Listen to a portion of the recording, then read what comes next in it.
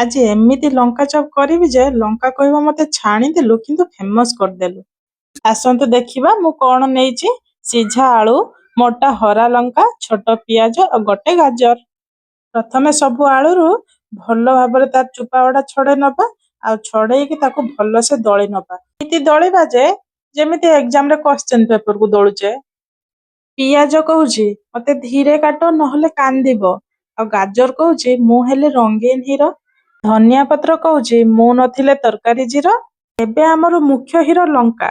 ଲଙ୍କା କହୁଛି ପେଟକୁ କାଟି ସବୁ ମଞ୍ଜି ବାହାର କରିଦେବ ନହେଲେ ଚପ୍ ଖାଇ ଲୋକ ନାଚିବ। ଦଳା ଯାଇଥିବା ଆଳୁରେ ଲୁଣ, ହଳଦୀ, ଲଙ୍କାଗୁଣ୍ଡ ମିଶେଇ ଦବା। ମସଲା ମିଶେଇଲେ ହାତ ଜଳିବ କିନ୍ତୁ ମୁହଁ ହସିବ। ତେଲରେ ଦବା ଜିରା, କଟା ହେଇ ରଖା ହେଇଥିବା ପିଆଜ, କରି ପତ୍ତା ଆଉ କୁରିକି ରଖିଥିବା ଗାଜର। ତାକୁ ଟିକେ ଭାଜି ନବା। ତାପରେ ଦେଇଦବା ଦଳା ହେଇଥିବା ଆଳୁ, କ୍ୟାମେରା ସ୍ମାଇଲ କରୁଥିବା ଧନିଆ ପତ୍ର, କଳା ଜିରା। ଇଏ ଭଜା ବାଦାମ ନୁହେଁ, ଇଏ କ୍ରଞ୍ଚ ସାଉଣ୍ଡର ମାଷ୍ଟର କ୍ଲାସ। ବେସନରେ ଦେଲେ ହଳଦୀ, ଲଙ୍କାଗୁଣ୍ଡ, ଚିଲି ଫ୍ଲେକ୍ସ ଆଉ ଲୁଣ, ଜୁଆଣି। ପାଣି ଦେଇ ଘାଣ୍ଟିଲେ ମିକ୍ସଚର ମଧ୍ୟ କହିଲା ଆଜି ତ ମୁଁ ଫୁଲ ତିଆରି।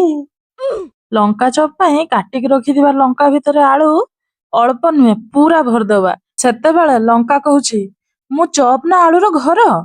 ତେଲ ଗରମ ହେଲା ପରେ ଲଙ୍କା ଚପକୁ ଧୀରେ ଧୀରେ ବେସନରେ ବୁଡେଇ ତେଲରେ ଛାଡିଦବା। ଗ୍ୟାସ ଫ୍ଲେମକୁ ଲୋ ଟୁ ମିଡିୟମ ରେ ରଖିବା ଆଉ ଗୋଲ୍ଡେନ ବ୍ରାଉନ ହେଲେ ବୁଝିବେ ଲଙ୍କା ଏବେ ସୁପରଷ୍ଟାର। ठीक है। ତ ହେଇଗଲା ଆମର ଗରମ ଗରମ ଲଙ୍କା ଚପ୍। ଉପରେ ବ୍ଲାକ୍ ସଲ୍ଟ ଆଉ ଟମାଟୋ କେଚପ୍। ଲଙ୍କା ଥିଲା ଜଳେଇବା ପାଇଁ, ଆଜି ହେଇଗଲା ମଜା ଖାଇବା ପାଇଁ। ଭିଡିଓ ଭଲ ଲାଗିଥିଲେ ଲାଇକ୍ କରିଦିଅନ୍ତୁ, ସେୟାର କରିଦିଅନ୍ତୁ ଆଉ ଏମିତି ଗାଁ ଷ୍ଟାଇଲ ରେସିପି ପାଇଁ ସବସ୍କ୍ରାଇବ କରିବାକୁ ଭୁଲିବେନି।